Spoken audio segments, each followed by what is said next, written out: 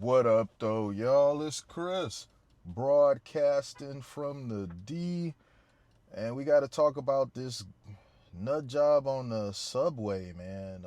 The Carlos Brown Jr. He slayed a Ukrainian woman that was just minding her business. I mean, imagine fleeing a war-torn country, coming here thinking that you're gonna be safe just to be slain by some lunatic dreadhead on a damn train, man. That is just wild stuff. This man, to my understanding, from what I've gathered looking into him, this man was arrested 14 times. I mean, think about that. This man was arrested 14 times. He shouldn't have even been out. He was going to hurt somebody. Based on the video, he was not provoked in any way. He's sitting there. She gets on. She starts messing with her phone like everybody does on public transportation.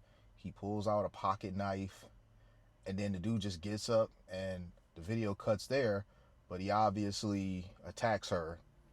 And where the video picks up is showing him walking. He's got blood dripping from him. He's trying to get off of the train. It hasn't stopped yet because they haven't gotten to the next stop. It's just weird, man. Just really insane behavior. And people be pointing out that it's always a certain type. Like, aside from the fact that a lot of these crimes seem to be happening, with black folks as the attacker, but it's always a certain type. And it's a lot of times a male, some sort of dreadhead. I didn't want to believe that the dreadhead stereotype was true, but that does seem to be a reoccurring thing here. So somebody had made a GoFundMe, and I think the GoFundMe was a hoax. Like, it was a real GoFundMe, but I don't think the guy's family made it. Here, the New York Post has made an article about the fact that the GoFundMe has been pulled. So I'm going to read it to you guys. It says, GoFundMe has yanked sickening online fundraisers for the maniac accused of murdering a Ukrainian refugee on a North Carolina train after the legal defense fund sparked widespread outrage. Understandably so. Listen, I don't believe that people should get fundraising for bad behavior. You guys know I was very critical of Carmelo Anthony's fund raising like 500K, right? And then the irony was, like 2 months after raising that money, the family then raised it to, what was it, like 1.4 million, 1.2 million, 1.4 million, something like that. It was absurd. It was like, wait a minute, where'd all the money go? And now no one's talking about that anymore. I was very critical of it. People were not happy with how critical that I was of it, because apparently just because he's black, I'm supposed to defend him. No, there has to be accountability, especially when it comes to men. I'm not going to defend you when you in the wrong just because we both got melanin. That's just ridiculousness. He did something really stupid, and I'm not donating to his fund to help him like get out of it. And in all honesty, I don't think he's gonna get out of it. So whatever money you donate to that is probably for naught. You can find something, I'd say, a little more optimal way to spend your money. But let's continue. It says the fundraising page has suggested that Carlos Brown Jr., a career criminal with no fewer than 14 arrests, is just as much a victim as, and I'm gonna try to get her name right here, Ernya uh, Zarutska, the woman seen being knifed dozens of times in a random attack. Helping the 35-year-old homeless suspect would also support the fight against racism and bias against our people, one fundraiser reckoned. And yeah, see, that's why I don't think these fundraisers are real, because there's a lot of black folks out there that say a lot of stupid stuff when it comes to race relations and whatnot, but even they wouldn't dare go this far, making it seem like this is like racial justice or something. It's not. The dude, totally unprovoked in any way, shape, or form. He's sitting there with a pocket knife. This is a man that's been arrested 14 times. I'm sorry. So yeah, no one's gonna really defend that this guy was out there doing this and that. However, I will say this: what I've noticed, all of the leftist media outlets, they're unusually quiet about this situation. They're not saying much of anything. All those social media accounts that love to say we stand with Ukraine and have the Ukraine flag in their bio, they're not really saying anything about this either. What's that about? You know, all that I stand with Ukraine stuff. You have a Ukrainian woman here that was slain in the U.S. for no reason, a victim. Really ain't got nothing to say about that though, right? Let's continue. It says, while what happened on the Blue Line was a tragedy, what we mustn't lose sight of is the fact that DeCarlos Brown Jr.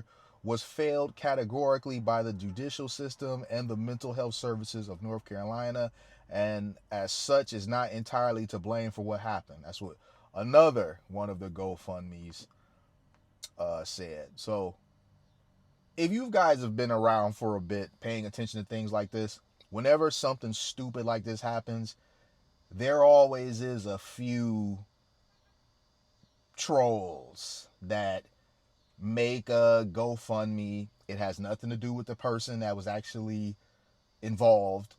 It's just people just, I don't know, just cruel for no reason. But here's another one. Raising money to assist the legal fees for DeCarlos DeJuan Brown Jr. Jesus Christ, man. Listen to that name. Anything helps to fight against the racism and bias against our people. Thank you for giving us a hand to push against the corrupt narrative. That's what another fundraiser said. So this is probably why GoFundMe eliminated these, because not only are they clear and obvious trolls, but even if the person was serious, I mean, this is ridiculous to try to paint him as being the victim here instead of the woman who her life was taken away from her. The calls for cash sparked immediate fury after a horrific surveillance video showed a killer pulling out a pocket knife and savagely attacking the 23-year-old. On what, August 22nd? Okay, so this happened a little bit ago, and they're just now showing the video for it. I wonder why that is. It says he was leaving the train carriage covered in blood. You can't make this up. He allegedly murdered in cold blood, and yet his supporters want you to think he was failed by the system. So unfortunately, just like there's going to be predictably some of these troll GoFundMes, there's also predictably going to be people who are manipulated emotionally by it and are going to think it's true, and are going to respond as if these things are for real. So you got people that are understandably up in arms, but their anger is misplaced because they basically being baited. That's the whole point of these, is to bait people into being angry. Hey, where's that coming from? We got the bugs out. I'm going to muffle that out. It says, what kind of sick human is donating to this monster? GoFundMe should be ashamed. Now, troll or not, people actually were donating to these, unfortunately. Anyone who donated to the GoFundMe for DeCarlos DeJuan Brown should be named and effing shamed, another person claimed angrily, noting that he is accused of having killed an innocent woman. Somebody also says, race has F at all to do with it. There would be absolute rage if race was reversed. That is true. Another said, no, he wasn't the victim of a broken judicial system. The only victim here is Arna. I can't believe people are fundraising to him. That's what another one said. The platform moved to delete the pages as the backlash mounted and screenshots of the psychotic fundraiser spread like wildfire on social media. GoFundMe's terms of service explicitly prohibit fundraisers that raise money for the legal defense of anyone formally charged with an alleged violent crime. And that's probably why the Carmelo Anthony thing was on Give, Send, Go, because they probably don't have the same policies. It says, consistent with this long-standing policy, this fundraiser has been removed from the platform and the donors who contributed to the fundraiser have been fully refunded. Brown, who is homeless, has more than a dozen convictions dating back to 2014, court records show. So, in the last 11 years, this man has been arrested 14 times and nothing stuck. I kid you not. 14 mugshots. I went looking it up. It's not hard to find. Somebody even made a picture grid with all 14 of them in it. And I couldn't believe it. Says he's been charged with murder in the wake of Zarutska's slaying. Meanwhile, a fundraising page set up for the victim's family has since raked in well over $75,000. All right. So here's the thing. These people that are so outraged about this woman being slain, and it's understandable that they are upset about this because this is some BS. That man should not have been out there, out and about. Like, that's crazy, man. To do 14 arrests, he is definitely a career criminal.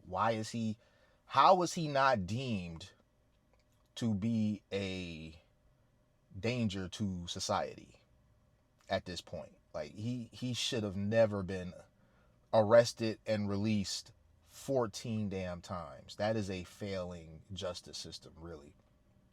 But the point that I was making with this was the outrage seems largely performative, because though 75,000 isn't a small amount of money, it's a drop in the bucket compared to what other people have gotten. Didn't that Hendrix girl get like $1 million or something like that over using the N-word? So, I mean, if folks are as outraged about this as they would have you believe online, they sure aren't donating to this fundraiser like they are. So, I'll just leave that there. It's funny how for something like this, someone actually losing their life, this is the level of support. Even in the case of Austin Metcalf, I thought it was ridiculous that his family didn't receive more money than Carmelo Anthony's family did. And a drop in the bucket compared to what the Hendrix chick had gotten. So people, it just goes to show you, people spend their money on what they want. They spend their money on what's meaningful to them. So they can go online and be like, oh, this is terrible, oh, justice for this and that. But when it comes to putting up that money, they don't usually come through the same way that they do with other things. It's hard not to notice that. I'm gonna leave it there though, you guys. This is a tragic situation. You have a woman who came here seeking asylum, thinking that she would be safe, and she's just horrendously slain on a public train by a guy sitting behind her who just decided to take her life from her. Like, no other reason other than he just felt like doing it. And he could do it. I'm gonna leave it there though, man. Hit me with a like if you like what I do. Hit me with a sub if you like what I do. Hit me in them comments. I'm gonna holler at y'all. Peace.